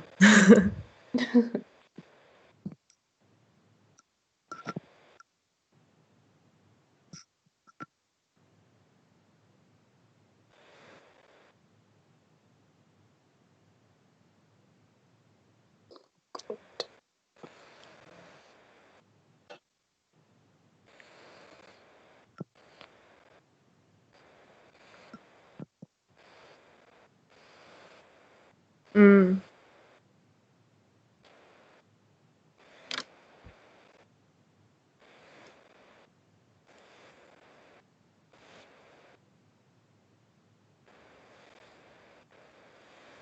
I don't go to face-to-faces because I'm high risk, so I don't leave my house. Also, I hate to be like rude, but I'm just gonna quickly nip to the loo. That's all right. Quick 5 minutes. No, that's not okay. Who said you could do that? How rude. So yeah. I'm glad that we have this like live stream. I'm glad that everyone's like comfortable enough to actually share their experiences as well. Yeah. You know what? I'm more comfortable doing this than I am telling anybody that cares about me, which is kind of odd. Yeah. Yeah. So let the truth come out. How many viewers have we got? Let's check the stream.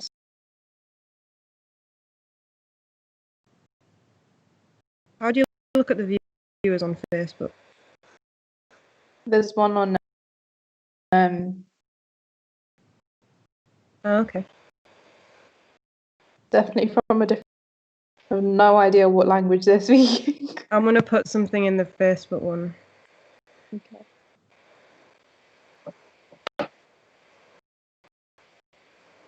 Where's my comment? There we go.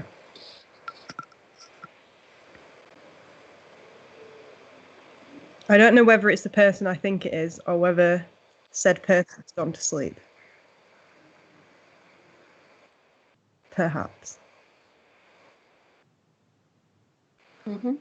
Is it? Wow, an hour. Jesus. We've still got about an hour left until we switch to different presenters. I say switch to different presenters. I'm still going to be here, but. Oh, she's back. How was your wee? We're all dying to know. I guess. I think it's just Charlie that's dying to know. Oh, it's just a little because everyone.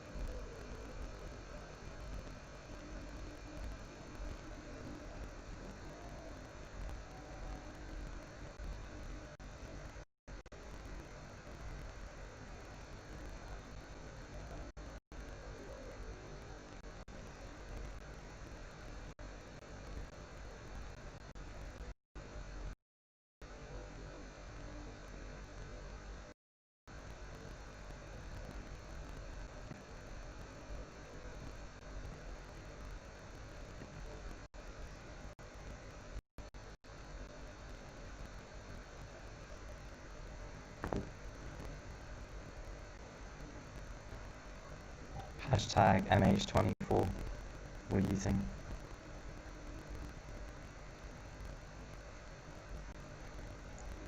It's what we love to see.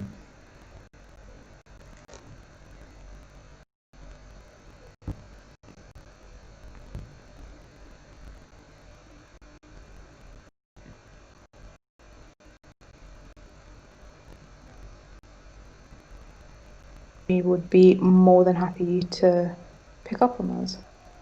Oh, my social media team are up. Yeah. Hey Diana. Hey Diana and Rosie. I think she's called Rosie. Send us questions, guys. It'd be nice to answer some questions. Mm.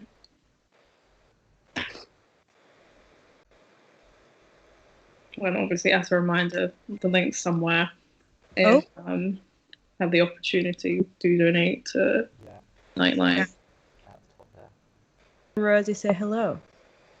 Hello. Any questions, guys? Any questions? I guess I can pose the question that was put to us earlier to you guys as well.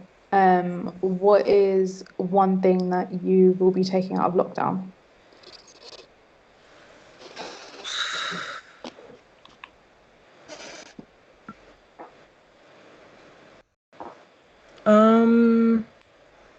I guess I don't know if anyone watched the stream earlier with me and Elena, my housemate, but she moved in September, and then we were thrown into this lockdown.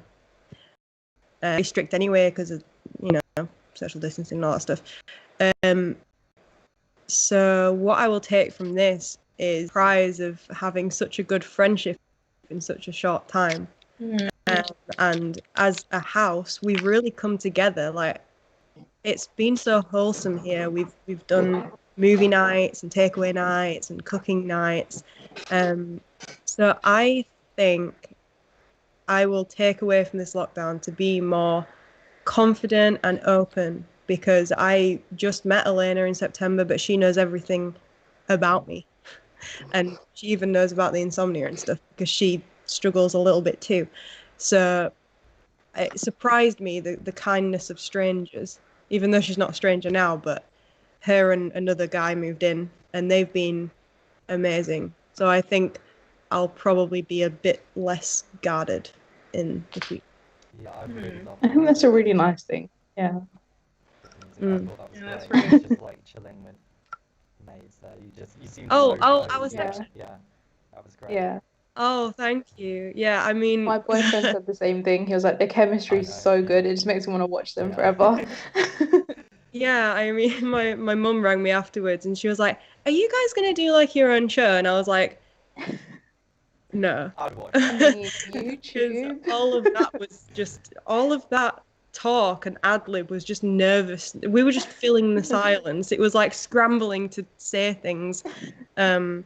But You it did was very well. Yes, I wouldn't have guessed that you guys only met in Neither. September. I thought it was No. like years in the making, sort of. that's what I mean. I'm so surprised I made such a good connection with someone. It's not like me to just be like, "Hi, this is me," you know. So she's been brilliant. She is brilliant, honestly. I'm using her laptop right now because I don't have access to Skype. But it's a German laptop, so the keys are all German. I can't show you because the camera's connected to the thing. But yeah, It's got all the like been a bit squiggles and weird stuff typing. on it. I will second what you said though about being more just confident with people and everything, because you know, as a first year being thrown into university with you know, a completely new group of people who I can't really go out with, and then being told, yeah, you're all locked in together. Bit daunting, Yeah. but I love my flatmates. Big shout out to them. That's really sweet. It's Really yeah, cool. I'm really glad. Oh, we've got some questions. Ooh. Oh, Pippa asks, how you keep up with workload as she struggles with insomnia and the general pandemic. Okay, so we've got someone reaching out that's struggling also. You guys manage workload? Or do you not manage workload? I'll definitely say that I struggle. That's Yeah. like, I'm not gonna say that I don't, but I think the one thing I try to do, like I was telling Nick earlier, is plan and sort of map things out into smaller chunks that I know I will be able to manage. So rather than thinking, okay, I've got this much reading to do, this much like for my assignment, blah blah blah blah, I try and break it down into smaller chunks. Like, okay, I need to read a paragraph of this, I need to type a paragraph of this, and I think breaking things down into those chunks and sort of allowing yourself to feel like you are succeeding rather than like, oh, I've got so much to catch up on, definitely helps me. Because if I feel like I'm not getting anywhere or I'm not doing as much as I'm supposed to, I feel like that kind of pushes me back, and I'm like, okay, what's the point if I'm not doing what I'm supposed to be doing? Yeah. What about you guys? who wants to go first? Someone, please. Honestly, yeah. Yeah. So workload, I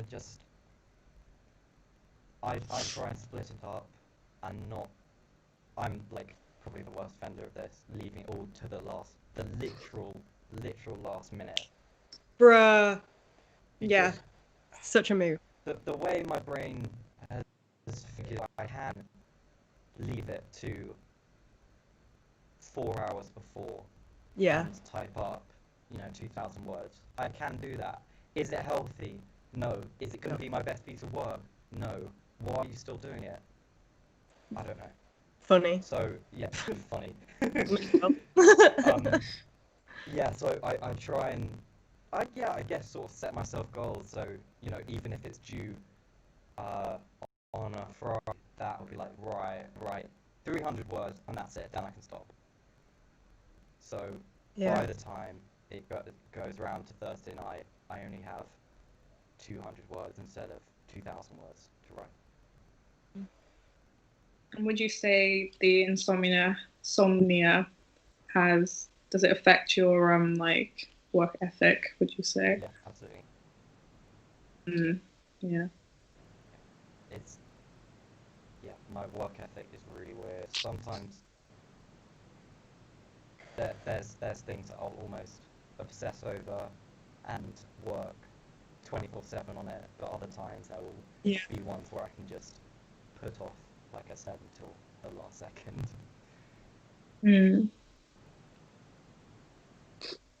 Yeah, I feel like I relate to that, leaving it last minute. The way I've kind of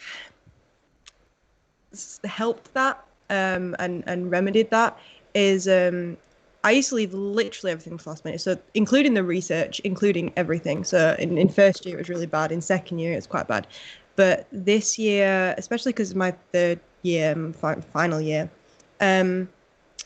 I've already accepted that when it comes to writing, actual writing it, I am not good when I do what you did in like, oh, this day I'll do this day I'll do that. I'm not, and I'm not good at essay plans, anything like that, because my mind goes all different ways. But I get my best grade when I'm under pressure. But it was too much pressure. So to sort of relieve that, I make sure now that I do all my research beforehand. I go to the library, collect my quotes, do everything I possibly can. And yes, I do leave the actual writing until the day or the night before, but I have everything I need to complete that. Whereas before, I was leaving it all till a few hours before. So at least I know that, yes, I'm leaving it to the last minute in terms of writing, but I have done everything I possibly can to make sure I have what I need when I'm writing, instead of having a panic like, oh crap, I need to find a quote for this, and I need to, like, yeah, I feel like I've sort of accepted my last minuteness and tried to make it a little bit more workable, if that makes any kind of sense to anybody. Yeah. No, it definitely does. I think that's one thing that can really help as well, is rather than trying to constantly fix things, Yeah. like working with what you do, like be good as well sometimes, like kind of just honoring, like, okay, this is how things are right now. We can, make changes in the future, but right now this is what I have at hand and this is what I need to do to sort of get through it, essentially. Mm. And I think, at least with me, when I do feel extra tired, as I was saying, I'm a lot more easily distracted, like completely, and a lot more easy to procrastinate. That there will be times where I can just hyper focus on things, but at least for me, the thing that helps me the most is moving into an environment like away from your leisure space, if that makes sense. So like, obviously don't study in bed, don't study at a place that you would do leisure. Yeah, because that's why I'll always go to the library, and Me too, yeah. I will get distracted because I think that's just how it works for me. What happens though is when I realize I've been distracted, I then go, someone's watching me. I'm gonna have to go back to work. In the library, I feel like there is such a pressure to get work done, especially if you sit in the communal parts, because if you look around and you get distracted and you're daydreaming and you look at people working, you're like, shit, I need to do something because everyone else is doing something. And that study environment is what I need, because if I'm at home in bed trying to do it, it's not going to happen. Right. Especially, I think with my memory as well, because it really sucks, especially when I'm extra tired as well. Because what I'm trying to learn is like memory, like, oh my God, information I need to recall again later. So I know that can really, really suck. But at least for me, if it helps anybody, writing it down and like always having it there to quickly even just glance over, that's still the repetition that you might need. And it should come eventually. I'm not sure. Obviously, find the thing that works for you, because obviously we all have very different ways of like coping with these things. Like my way is very different from what someone else might do. So it's finding what works for you in the end. Yeah, 100%. So we have more questions. If you could be any animal in the world, what would you be and why?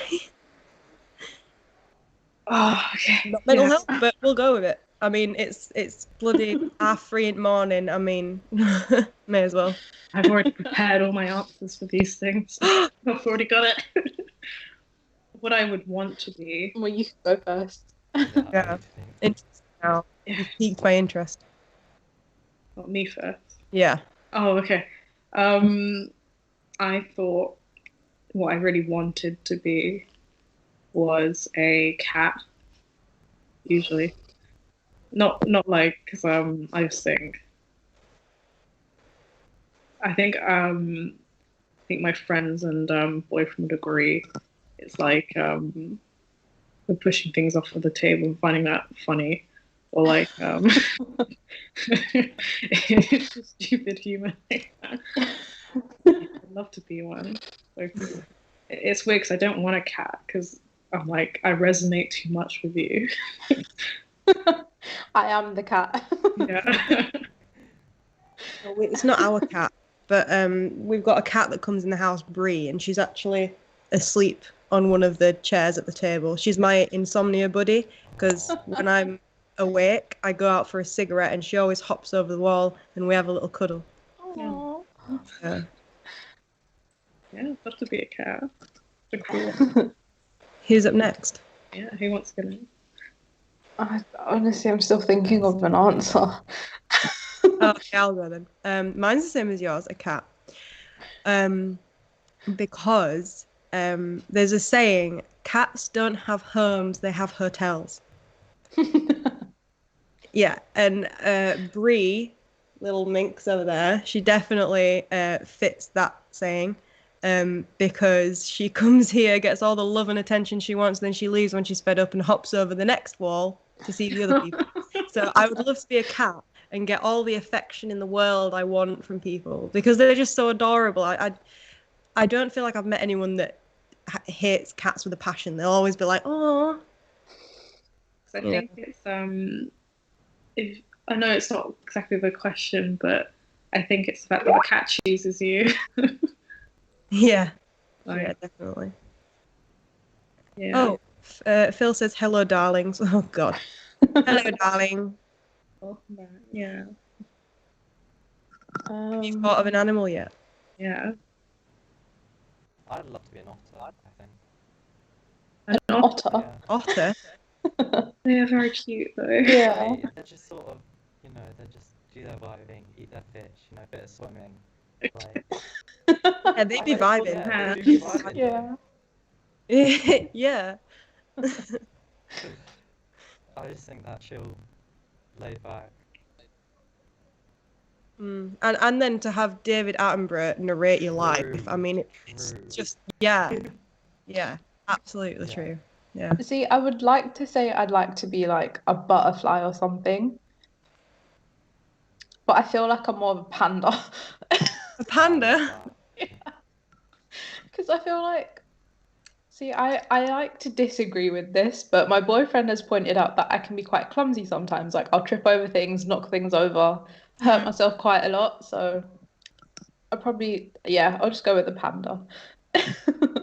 Oh, cute. Oh, well, let's see what else we got. More questions. Okay.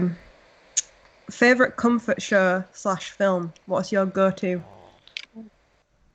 This is a massive cliche, but Inside Out. There's so many. I love as a film. What? Inside Out.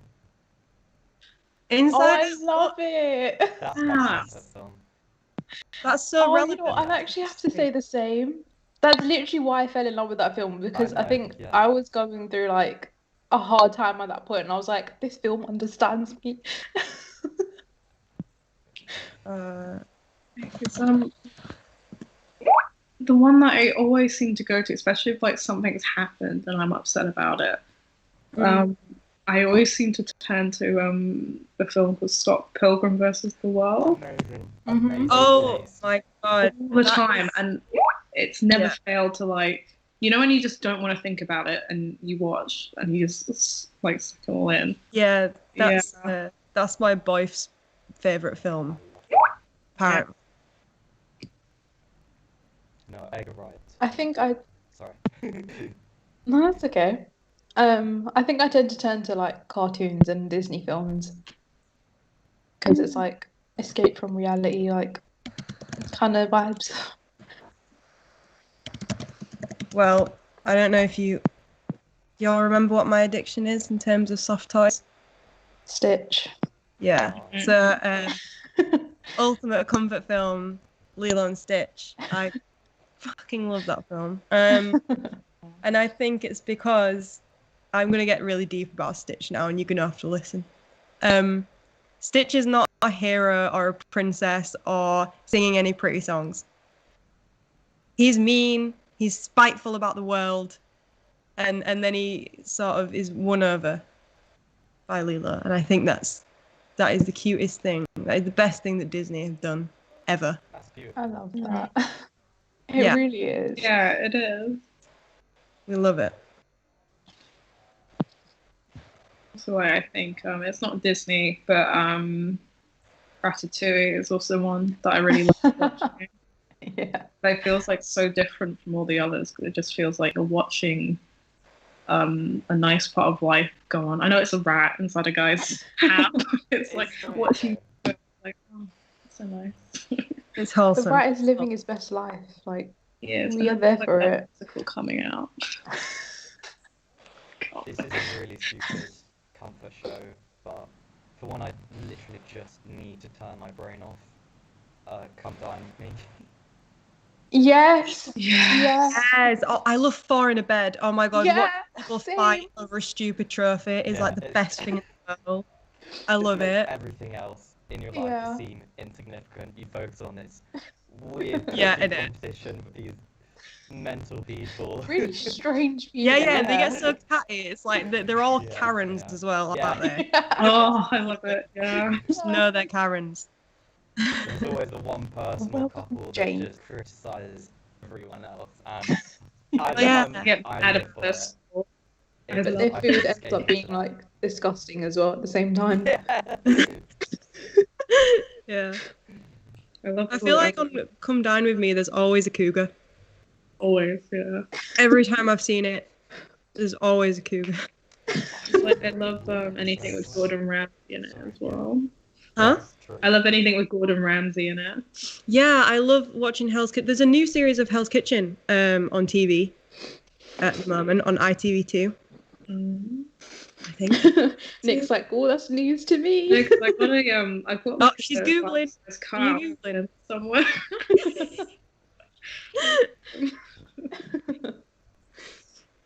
But yeah, I don't know what else. What else is there? I'll have a look. Someone, no, they've sent me a picture of a cat. Nice. Also, it's not really a question, but Steph says she's found the lockdown to help her realise she shouldn't feel guilty for being an insomniac and sleeping during the day, as it's taking care of yourself. Yeah, I kind of get that, because when my counsellor said to me before, okay, but this is unprecedented circumstances, it's lockdown. Yeah. So you don't need to feel guilty, because no one has a normal life right now. You shouldn't feel like you have to have a normal life. So if you shift that guilt to one side and just, whether it's night or day, your day. Yeah. And I think that really helped me, especially in the first lockdown, because I felt so crap. But knowing that no one's got a normal right now, no one's in a normal world right now. So it kind of feels okay to be imperfect in this. Yeah. Yes, Really definitely. Make your day your day. Yeah. I think it kind of relates. Sorry, go on, Nick. Okay. I was just saying, like, it's also important to think that, like, sleep is important at the end of the day. That's why people with insomnia do experience, like, negative symptoms as well. So it's never like, if you finally do manage to get that sleep, don't feel guilty about it. Yeah, exactly. Like, when you get it, it's good to get that. You should reward yourself, not feel With the sleep, yeah. Mm. yeah. I think that definitely relates back to what we were saying about doing the best of what you have as well. Because there's already so much that's beating down on you and that's making things hard for you. So do what you can to make it easier for yourself. Yeah, 100%. Like, there's no shame in that. Like, who doesn't want an easy life? Who doesn't want things? There's literally nothing wrong with that. Yeah. So we have one last question from the social media team. Diana? Anyone? Damn good or A-list? Oh, you can answer this, funny John. thing, I don't know. Oh, bless you. I mean, what are you really missing out on, to be fair? You either get whacked in the head with a VK, Yeah. or you are throwing Get a t-shirts. VK. Yeah. And you get like t-shirts shot at you through a t-shirt cannon. Oh, Yeah, I never managed to get those though. I'm too small. I'm like 5 foot. And extremely drunk people trying to hit on you in the smoking area. Oh, and actually, no offense to you, because I know you've not been to A-list or Damn Good, so it's not your year. But last year, the freshers, every time I went to Damn Good or A-list, anything on campus, if I was in the smoking area, oh, have you got a cigarette? Can you roll me a cigarette? I'm like, buy your own, you're a fresher. You got more money than me, mate, because you get I more was a student loan. fresher last year. Everyone asks for every single person. I'm like, no. But literally, the SU shop is over there. Yeah. Buy your own. I was a fresher last year. But to be fair, I didn't go to Damn Good or A-list. I'm not like a nightlife person. I never went till my second year. I used to go a lot in Yeah. first and second That year. makes me feel slightly better because I'm like, oh yeah, it's second year and lockdown, so I can't do anything. Yeah, I mean, I never went in first year because it wasn't, the people in my flat, I feel like weren't really my crowd to go with. Do you know what I mean? And then second year, you sort of solidify your friends and the people that you hang with. And then Yeah. we went together. I wouldn't go with anyone else other than the people I go with because they make the night. I Yeah. don't think, when it comes to the question of Damn Good or A-list, they're both pretty much the same. And they're a bit shit. But if you, like anything, you can take good people to a shit event and it makes it 10 times better. Yeah, So, definitely. it depends who you go with.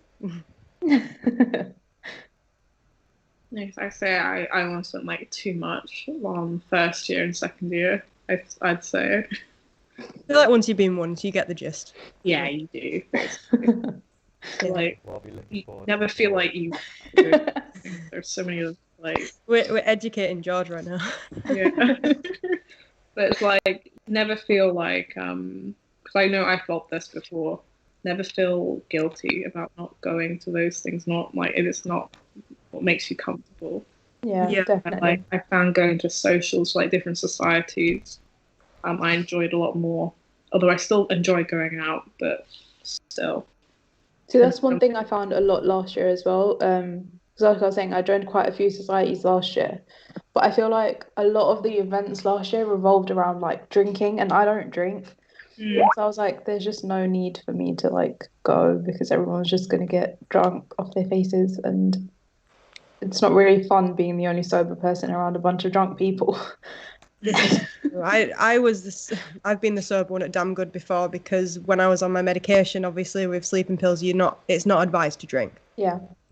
So I'd maybe have like one VK or two, and I'd always end up being the person that people rely on when they're too drunk. Yeah. So when I stopped taking my medication, it was great because I could be the person. But yeah, it's not fun being the sober one. However, it is good video content if you record someone very drunk. Yep, it is definitely. You have a lot of material against people. Yeah. Oh my God. If anyone in this house becomes famous or a politician, I've got so much blackmail material. It's real. Their careers are over unless they fund me for life. No, people must have a lot on me. Oh my God. I think to tie it into, big mental health thing, like, it's something I had to figure out is like, you don't have to say yes to every night out. Like sometimes it's okay to say no and just take an evening to yourself to just.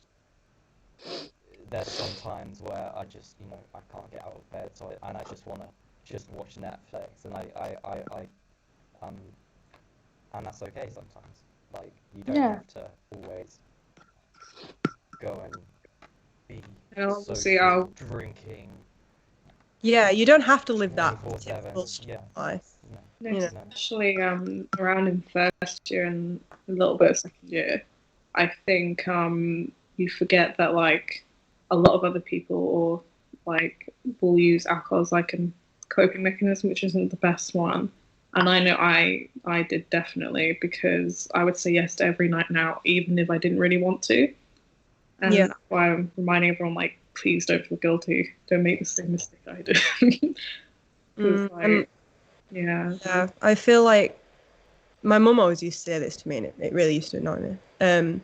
She used to say, "Just push yourself. You'll have fun." I'm like, no, but like I feel like you can say that in some situations, like, but not.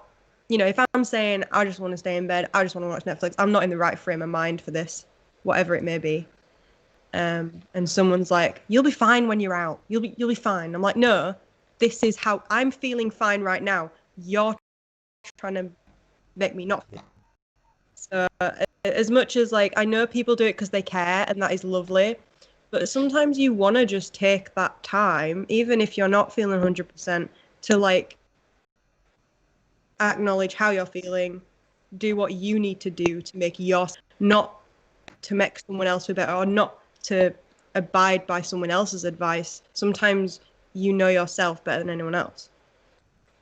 So it's okay to take 5, and it's okay to take a night off, and it's okay to take that time to yourself. Having said that, though, on those nights, I literally have to turn my phone off, though, because of FOMO. On Snapchat story, Instagram story, it's just like toxic for me. Yeah.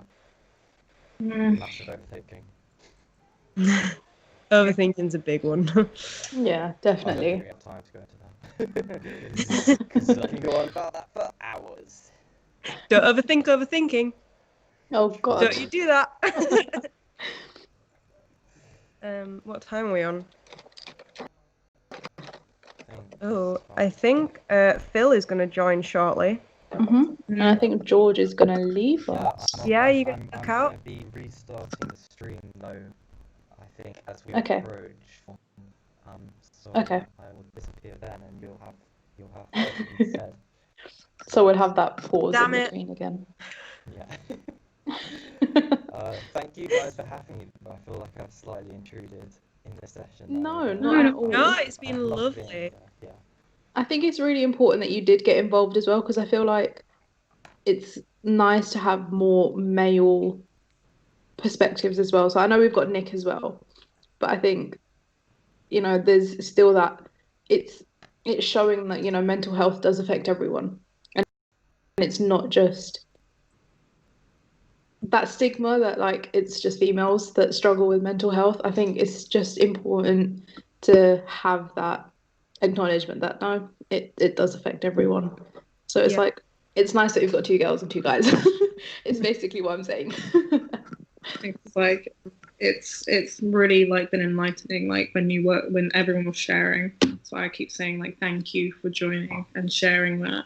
Yeah. It's like been very interesting, and sure to everyone else who's watching as well, like what it's like for different people, because you always like someone else will be feeling the same way you are, and it's like must be really nice when they like say, "Oh, I'm not alone in this." Yeah, definitely. Thank you very much for everyone.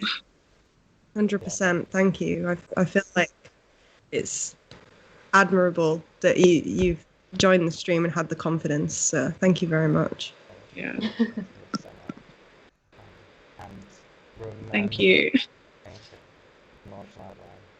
Yes. That was perfect timing. That was perfect timing because we've actually had Jake join us as well. Lovely. Oh. Hey, Els. I'm just going to do a little mic test. Yep. Is that better than it was yesterday? You're actually live at the moment. So That's fine. Like, at least people know I'm trying. Okay, I'm going to presume by your laughs that I'm okay for sound. You are, yeah. That's great. Well, it's great to be back. It's almost 4 a.m. and I'd like to thank everyone who's currently in on the live stream. It's going to be great to have you through the rest of the early morning, if you can stay up that late. Oh yes. Definitely. I think by the conversations we've been having, we're going to be awake for the whole thing at least. Yeah. That's what we like. Nice to have you're going to have company, me until about 8, so Yeah, as it approaches 4, Nick's I'm like, actually going nah. to try and head off to try very hard to get some sleep because I've been working quite hard today, as has everyone else You behind the definitely scenes. You have. Thank you so much. Yeah. But you've Well honestly done, done Jake. amazing. Well done. Yeah. Yeah, like a great big thanks to everyone who's been working on this. Like, It's amazing. Mm. It's been great. amazing work I've seen. Yeah. Huge thank you to my social media team out there. I know you're still awake, Diana, and Rosie. Thank you so much for spreading the word, tweeting and stories and whatnot. You're amazing. Hopefully, George, you will be able to get some sleep because you've had a nice little chit chat with us. Yeah, it's been So really hopefully you're nice feeling to good sort and of end my session off as a bit by chatting with you guys. Again, it's been a pleasure. So thank you. it's been lovely to have your Thank input. you very, as very well. much. I think on Thank that you. note, I'm restart the stream if that's all right with everyone here. Yeah, that's fine. Mhm. So thank you for having me. Remember to keep donating and have a Yeah.